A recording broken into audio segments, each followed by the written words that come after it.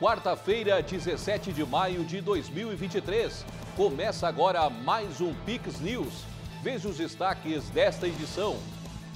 Mistério na Amazônia. Chega a 12 dias, buscas por 4 crianças que estão desaparecidas na mata. Suspeita é que estejam vivas. Itália sofre com enchentes e GP de Fórmula 1 de Imola é cancelado. Desigualdade digital. Estudo aponta que quase 3 bilhões de pessoas no mundo não têm acesso à internet. Por unanimidade, Tribunal Superior Eleitoral caça mandato do deputado federal Deltan Dallagnol. No estúdio, Tiago Pereira comenta essa decisão e a vingança dos partidos de esquerda envolvidos nos escândalos de corrupção revelados pela operação. E você vai ver ainda. Pesquisa busca identificar as causas dos abortos espontâneos. Estudos foram feitos com base em exames de sangue. Essas e outras notícias a partir de agora, no Pix News.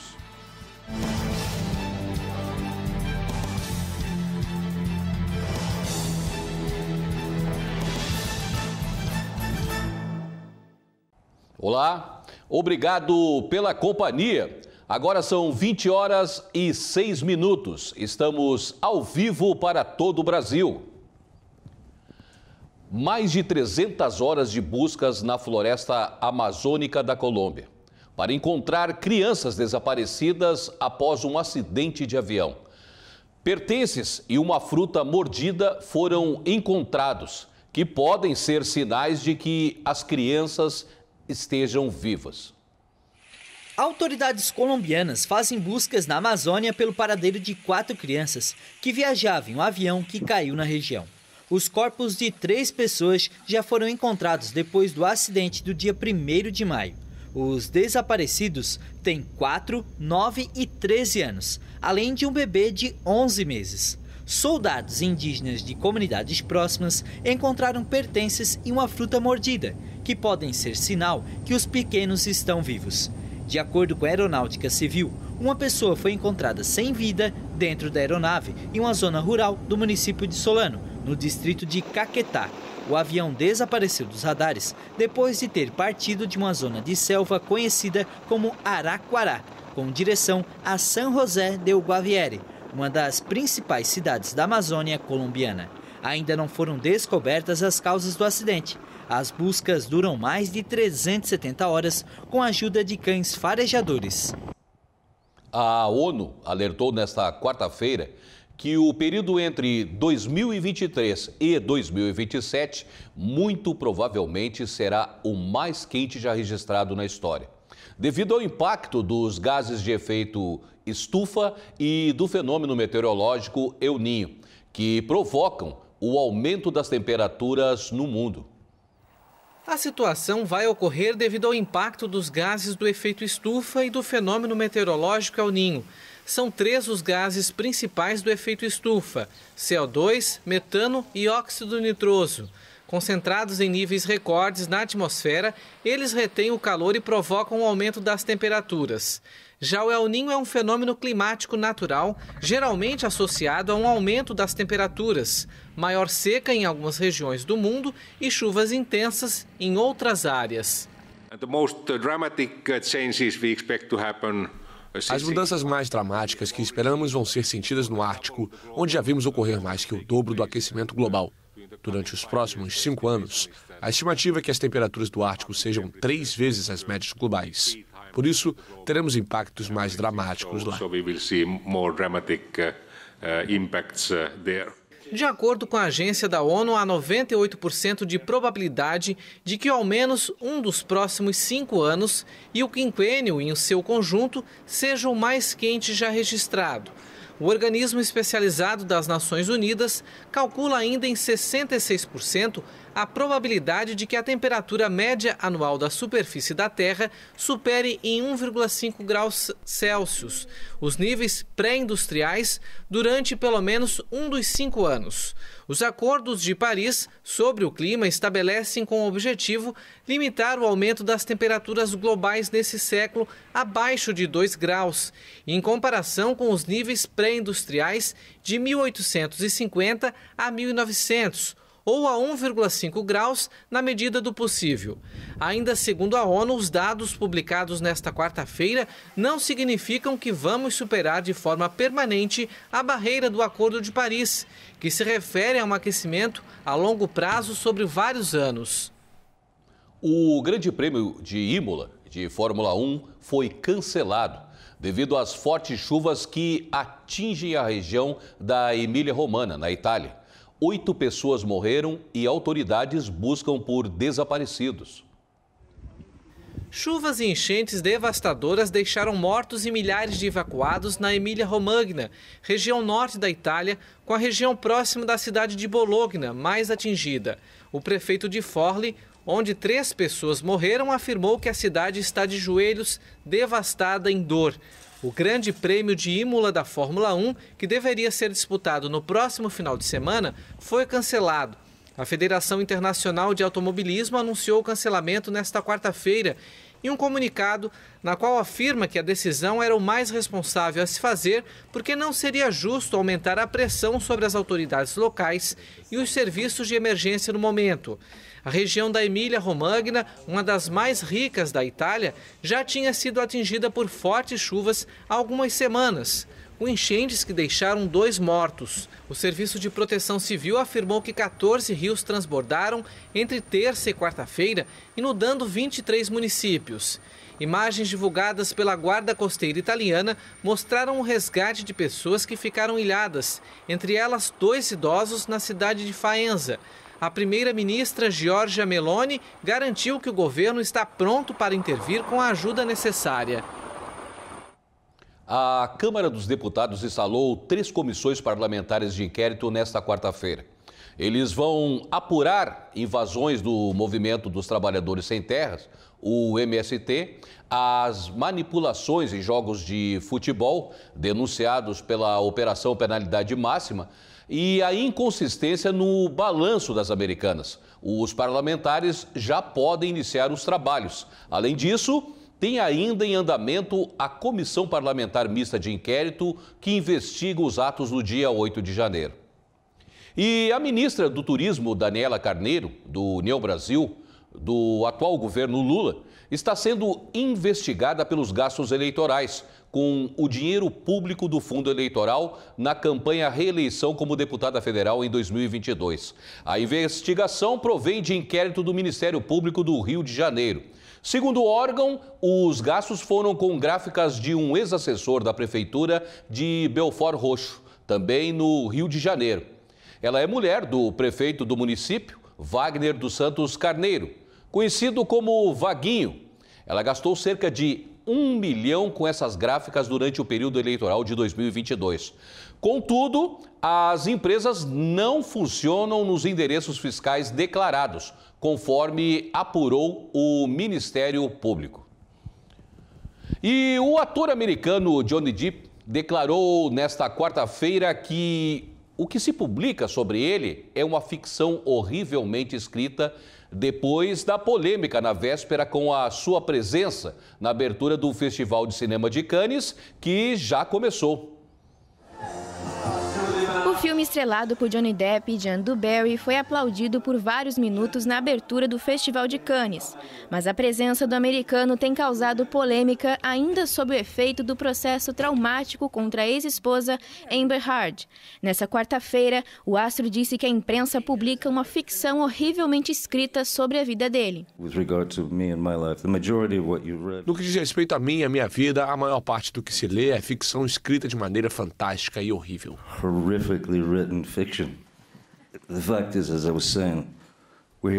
Como eu estava dizendo, estamos aqui para falar sobre um filme e aí vem a pergunta, como vai você?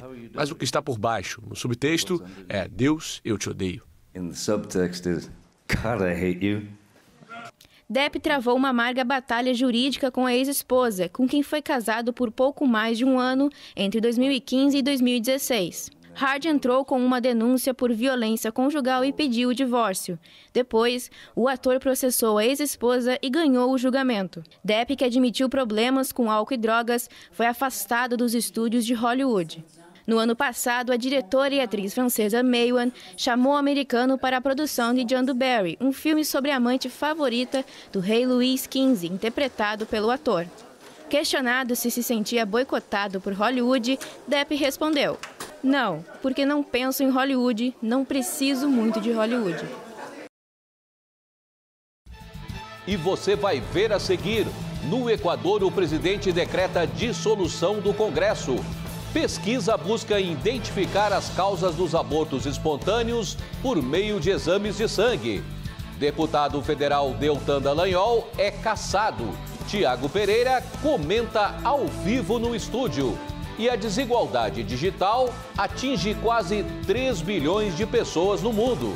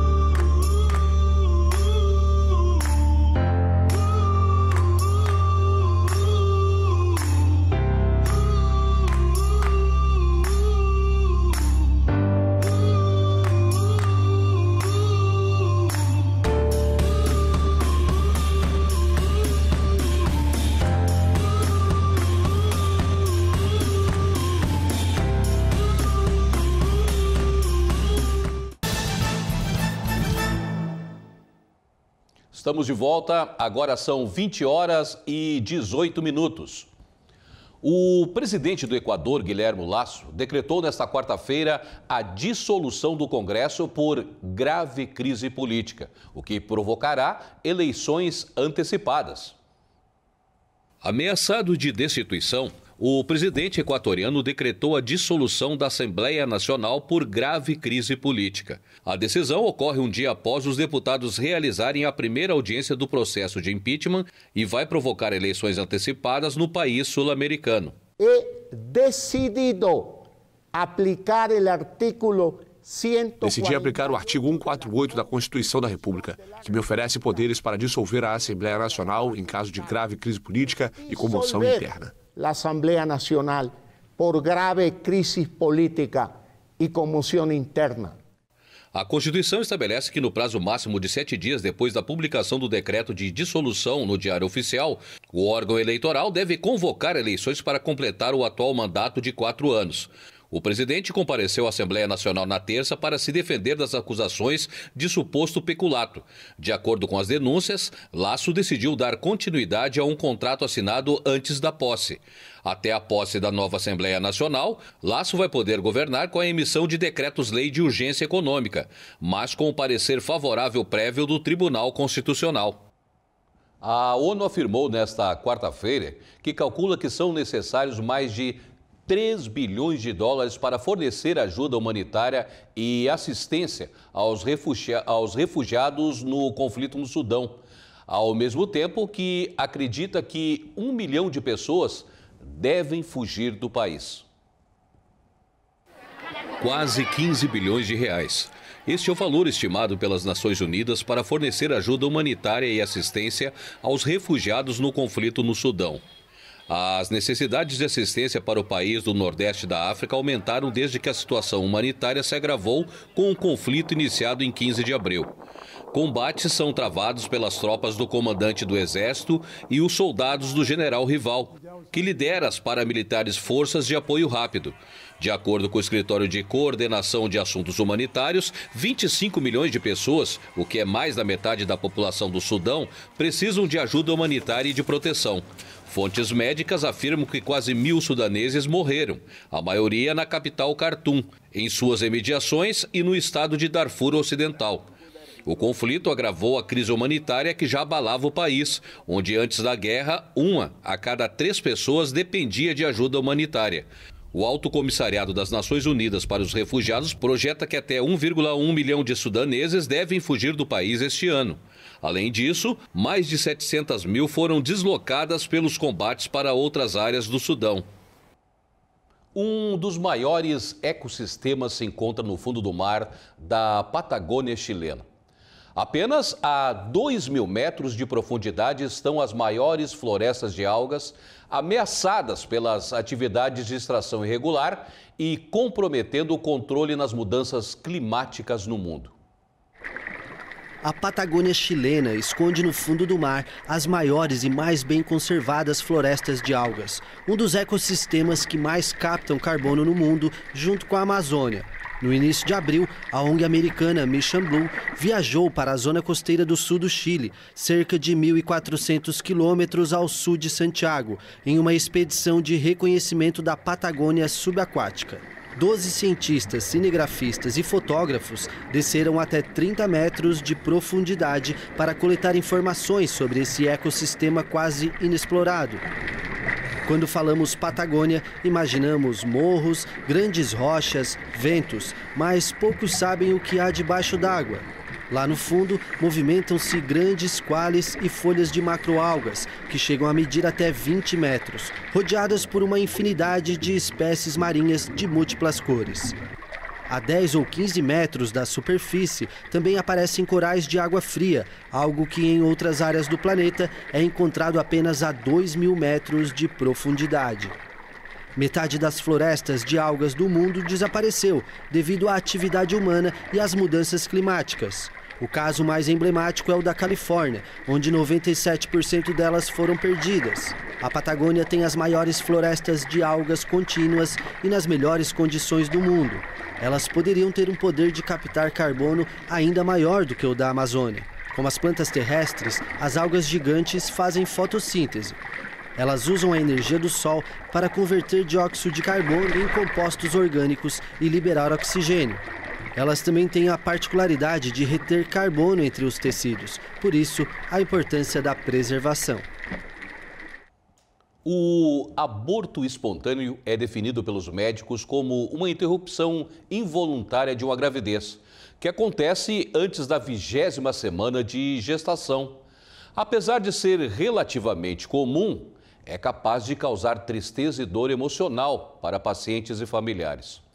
Uma pesquisa que utiliza um simples exame de sangue pretende entender esses tipos de aborto e ajudar na prevenção. Quando eu digo a alguém que estive grávida e perdi o bebê, sempre me perguntam quanto tempo de gravidez eu tinha. Eu digo que foram somente 8 semanas, mas o fato é que quando você vê o teste positivo com as 2 linhas, você começa a sonhar, começa a planejar a família e começa a imaginar como é o bebê.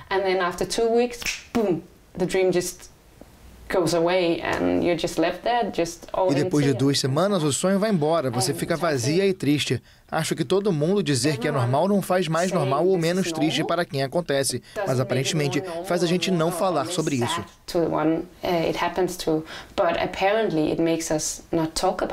Um simples exame de sangue pode ajudar a entender e, eventualmente, prevenir abortos espontâneos. 1 em cada 10 mulheres experimenta a perda da gravidez e esse número é ainda maior em países em que as gestações ocorrem cada vez mais tarde nos anos férteis de uma mulher. Uma equipe liderada por essa ginecologista dinamarquesa publicou na revista científica The Lancet alguns estudos que permitem estabelecer se um aborto espontâneo aconteceu ou não por uma anomalia cromossômica. Em um exame de sangue, separamos em 2 grupos, os que tiveram causa fetal e os que não sabemos a causa. Então começamos a nos perguntar o que é. Acho que os próximos anos são animadores, porque agora temos um bom arcabouço de dados para de fato responder as perguntas de maneira adequada. Isso tem a ver com aborto, reprodução, mas também tem a ver com a saúde da mulher em geral. Ao contrário do que se aceitava até agora, o teste pode ser feito no início da gravidez, a partir da 5ª semana. Isolado e sequenciado depois da coleta de sangue, o DNA do embrião é analisado para determinar se ele carrega uma anomalia cromossômica importante e se por isso não é viável. Se não houver anomalias cromossômicas, os médicos iniciam uma investigação minuciosa. Desequilíbrios hormonais, doenças endócrinas, problemas de coagulação ou estilo de vida podem explicar a interrupção precoce de uma gravidez. Podemos de fato usar o mesmo teste já usado na gravidez, mas não utilizado até a semana 10. Aqui mostramos que pode ser usado até o final da semana 5 se a gravidez está perdida. Podemos, com o exame de sangue da mãe, conhecer a genética do feto. Iniciado em 2020, o projeto continua em andamento e busca criar um banco de dados único, reunindo diferentes patologias, graças ao maior número de mulheres já reunido. De acordo com Nissen, os resultados do estudo podem ajudar a prevenir 5% dos 30 milhões de abortos espontâneos anuais no mundo.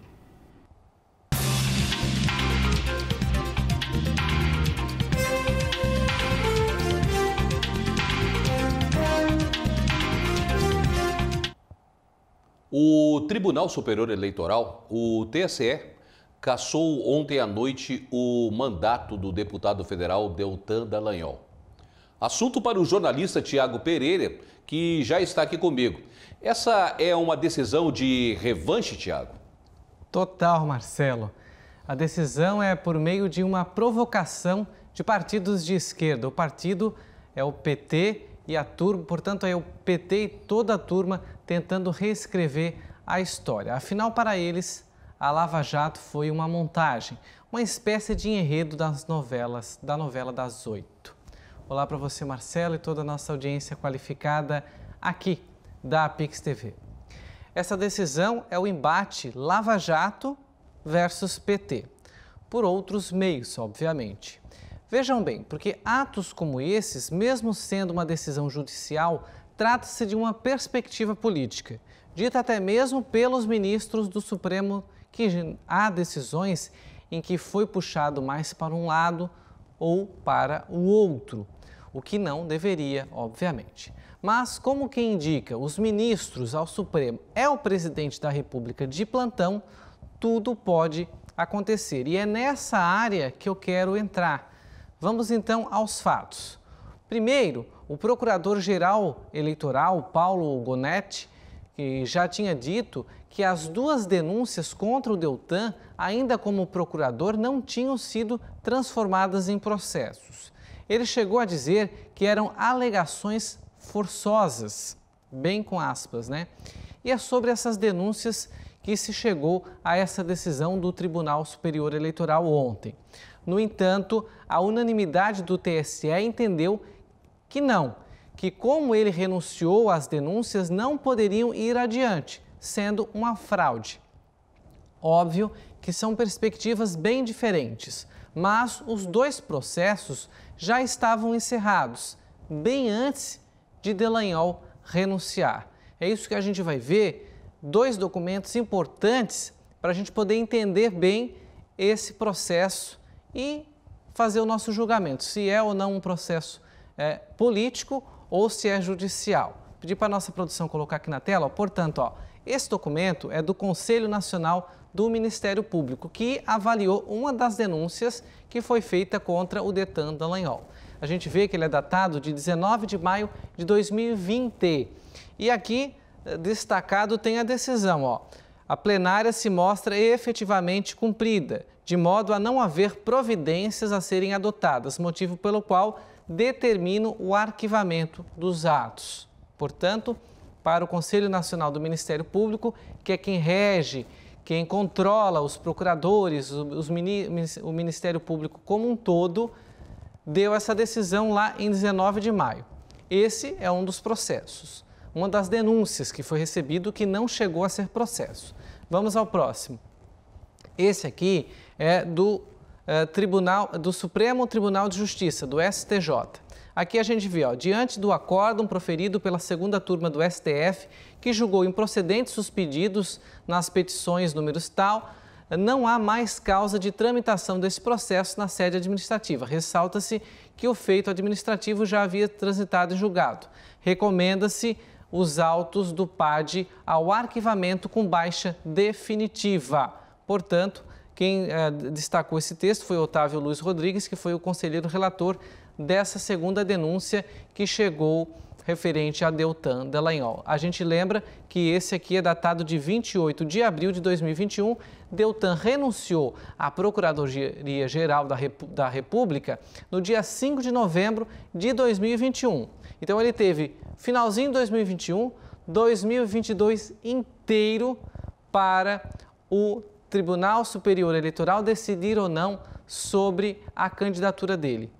E deixou ocorrer o processo, deixou ele receber ser o mais votado do Paraná, como a gente já vai trazer mais à frente, para só agora, depois de eleito, fazer essa vexatória decisão de impugnar a candidatura dele.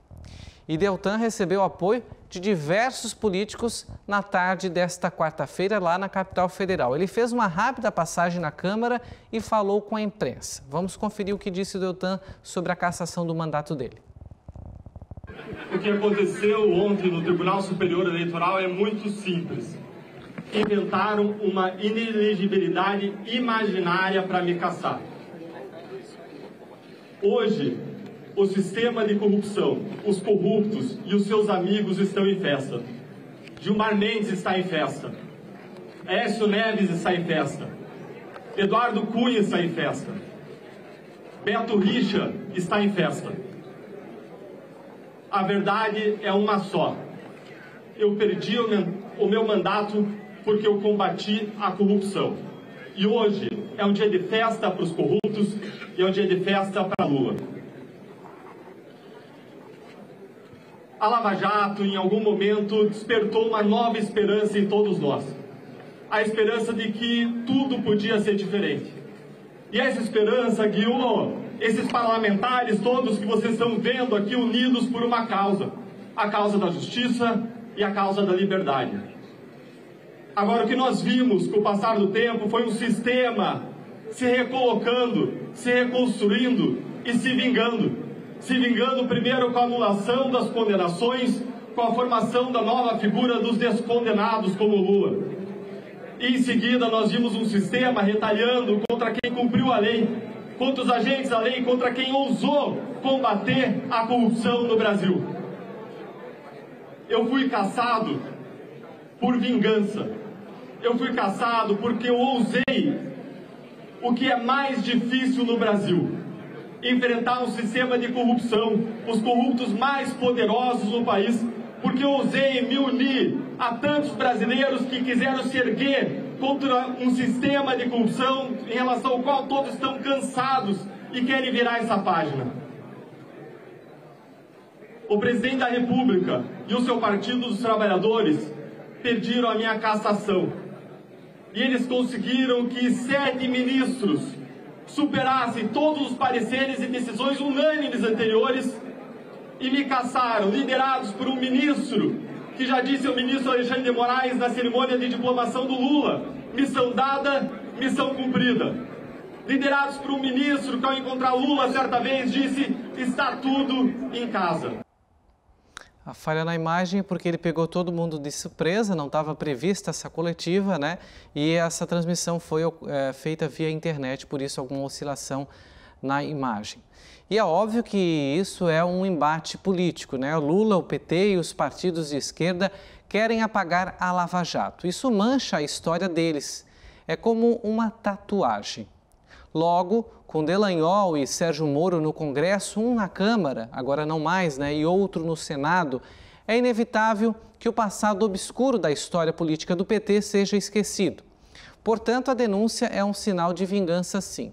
Basta vermos as alterações na lei das estatais e as falas das federações dos partidos de esquerda que diz que as empresas condenadas em acordos de leniência não precisariam mais pagar as multas.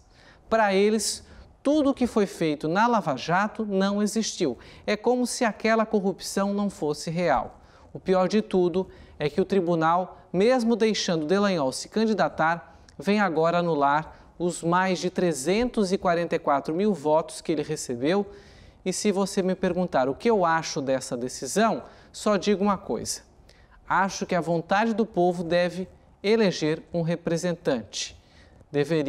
Essa vontade do povo de eleger um representante deveria ser sagrada.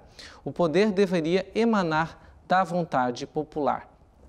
Logo, em 2022, ele foi o deputado mais votado do Paraná e a decisão de ontem do TSE já havia sido negada em instâncias anteriores, tomada como base a lei da ficha limpa, porque Deltan tem sim a ficha limpa.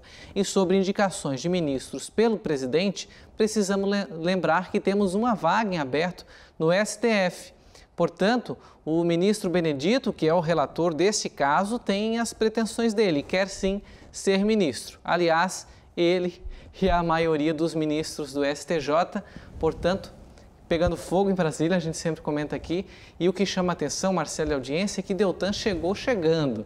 Ele não ficou ali quieto, ele trouxe várias consistências de irregularidade sobre o processo eleitoral, ele não questionou o processo eleitoral como se só, mas ele trouxe indícios de interferência dos ministros, e dos presidentes dos tribunais regionais espalhados pelo Brasil.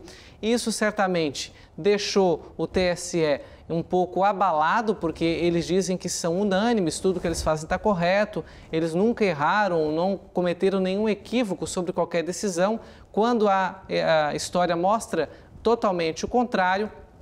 E chegou lá já trazendo uma série de reivindicações, apontando os erros do governo, apontando o passado, porque isso, se não tiver alguém lá que aponte o passado, isso fica esquecido. A população tem memória curta, a mídia acaba cobrindo um outro assunto, já esquece do outro. Por exemplo, não estamos mais falando do 8 de janeiro, Tivemos mais CPIs abertas hoje, como você falou, e a gente reforçou que a de 8 de janeiro continua ocorrendo lá, para saber se Flávio Dino, Lula sabia ou não daquele movimento, que foi errado, a gente já falou aqui sobre isso. Mas, enfim, o Deltan chegou incomodando, e agora as atenções estão sobre Sérgio Moro, que também fez parte da Operação Lava Jato, a maior operação de combate à corrupção do país, e tudo indica que pode sim haver uma retaliação agora de Moro, que é o principal algoz de Lula e do PT.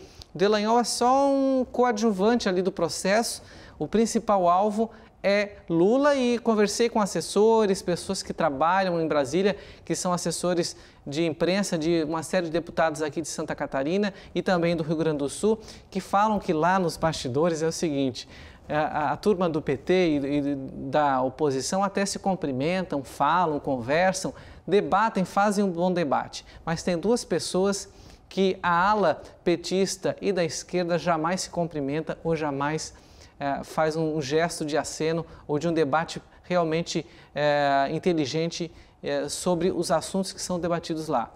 É o Deltan Dallagnol, agora não mais, porque vai ter que deixar, já deixou hoje a Câmara dos Deputados, e Sérgio Moro. Com esses dois deputados do Partido dos Trabalhadores, do PSB, do PSOL, não se cumprimentam, sequer se olham nos corredores lá no Congresso. Tiago, e muito interessante até um cartaz que nós podemos ver na imagem ali que dizia: justiça não é vingança. É isso aí, mas parece também que sobre a Lava Jato, a decisão que a operação foi ruim ao país não é unânime, Tiago? O que falar sobre isso? É verdade, você tem razão. Felizmente temos gente lúcida que traz sim muita luz sobre o que foi a Lava Jato. Para quem não sabe ou finge que nada ocorreu, o ministro do Supremo Tribunal Federal, o Luiz Roberto Barroso, em entrevista ao Roda Viva da TV Cultura, em junho de 2020, explicou muito bem o que foi a operação e que peso ela teve no país. Por mais que nós saibamos que a operação descobriu desvios de mais de 6 bilhões de reais, é importante que o ministro, tendo o peso que tem, detalhe para nós. Eu não acho que ela foi criminalização da política, não. O que aconteceu na Petrobras foi crime mesmo. Não foi política. O que aconteceu na Eletrobras foi crime mesmo. O que aconteceu na Caixa Econômica Federal foi crime mesmo. O que aconteceu no crédito consignado foi crime mesmo. O que aconteceu nos fundos de pensão foi crime mesmo. Portanto, a gente não deve criminalizar a política nem politizar o crime. Desvio de dinheiro, de gerente devolvendo 150, 180 milhões de reais, não é possível alguém achar isso natural. Isso não é política, isso é bandidagem. Portanto, houve uma quantidade impressionante de coisas erradas entranhadas na estrutura do Estado. A corrupção no Brasil foi uma criminalidade estrutural e institucionalizada e sistêmica. E eu acho que verdadeiramente a Lava Jato ajudou a desvendar isso e a mudar a cultura de impunidade no país. Eu não sou um revisionista nessa matéria, não. É claro que você pode encontrar um erro aqui, um erro ali. Agora, todos os melhores advogados criminais do país, de lupa, acho que acharam muito pouca coisa errada para você desacreditar a operação. E ela mudou o Brasil. Infelizmente, houve decisões judiciais das quais eu discordo que retardaram um pouco esse processo. Porém, a sociedade já mudou. E acho que a Operação Lava Jato ajudou a mudar a sociedade, que deixou de aceitar o inaceitável e desenvolveu uma imensa demanda por integridade, por idealismo e por patriotismo no Brasil. Ele falou pelo menos 4 vezes é crime mesmo, é crime e é crime. Foram vários. 8h40, estamos ao vivo. E, bom, é isso. Por mais que possam ter tido equívocos durante o processo de investigação, nada pode ser superior ao rombo deixado pela corrupção durante os mandatos anteriores ao de Lula. Esquecermos isso é esquecermos a nossa história. E esse dinheiro aí, essa turma da corrupção, financiou campanhas, reelegeu Lula, elegeu Dilma, reelegeu Dilma, criou institutos que nos últimos 4 anos bancaram os companheiros e companheiras e agora encabidou todos lá no governo federal. É muita sacanagem essa impunidade e nos dá até uma certa sensação de que estamos regredindo ao invés de evoluirmos. E ainda sobre esse assunto, o ex-ministro do Supremo Tribunal Federal, Marco Aurélio Mello, disse que o TSE decidiu, à margem da lei, querem enterrar os que fizeram a Lava Jato. Portanto, uma fala do ex-ministro, reforçando bem essa fala do Barroso, né? Ele disse que ficou perplexo com a decisão que cassou o mandato do ex-procurador da Operação Lava Jato. E antes da gente encerrar, a Câmara dos Deputados aprovou nesta quarta-feira a urgência do projeto do novo marco fiscal. Com isso, o tema pode ser votado em plenário sem precisar passar pelas comissões da Câmara, o que deve acontecer na próxima quarta-feira. Ao todo, 367 deputados votaram favoravelmente à urgência do projeto de lei complementar do novo regime fiscal, enquanto 102 deputados votaram contra, além de uma abstenção.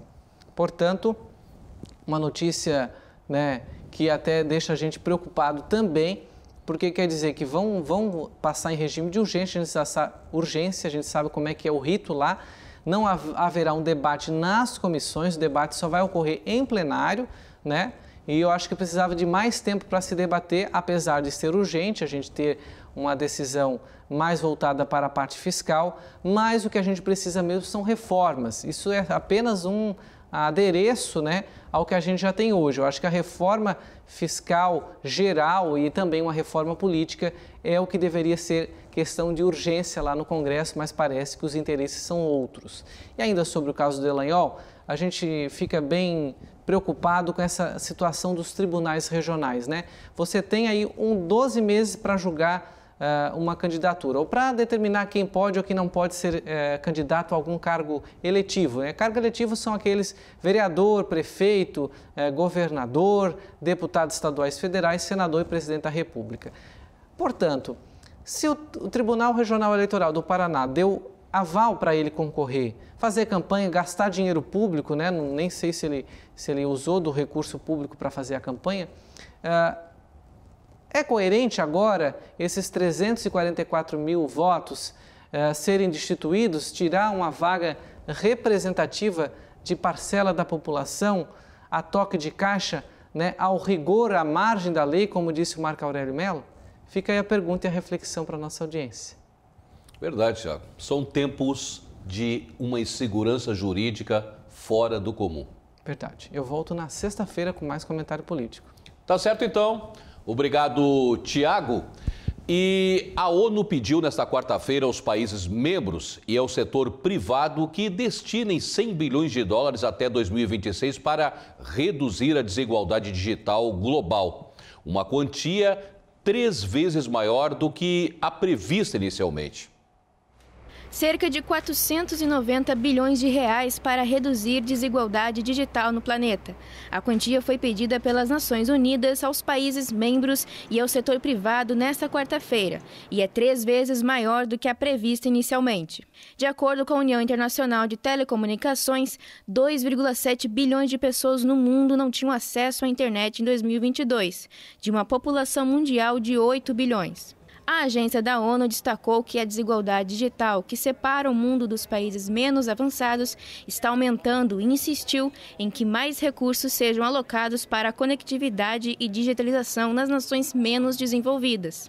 Os 46 países menos desenvolvidos abrigam quase 1/3 da população mundial sem conexão. O acesso à internet é considerado muito caro na grande maioria dessas nações. Para remediar a situação, a OIT lançou em setembro de 2021 uma coalizão digital. Olha, e antes de encerrarmos, lembrar a você que agora às 9 horas teremos uma edição do Natividade, o podcast Natividade, com a banda Nós na Aldeia. Já sabe, já tem aí a sua programação para o início desta noite. E essa edição do Pix News fica por aqui. Lembrando que você pode rever essa edição no nosso canal no YouTube. É só procurar Pix TV HD. Mais notícias no nosso site, pixtv.com.br. Obrigado pela companhia, uma boa noite e a gente se vê amanhã.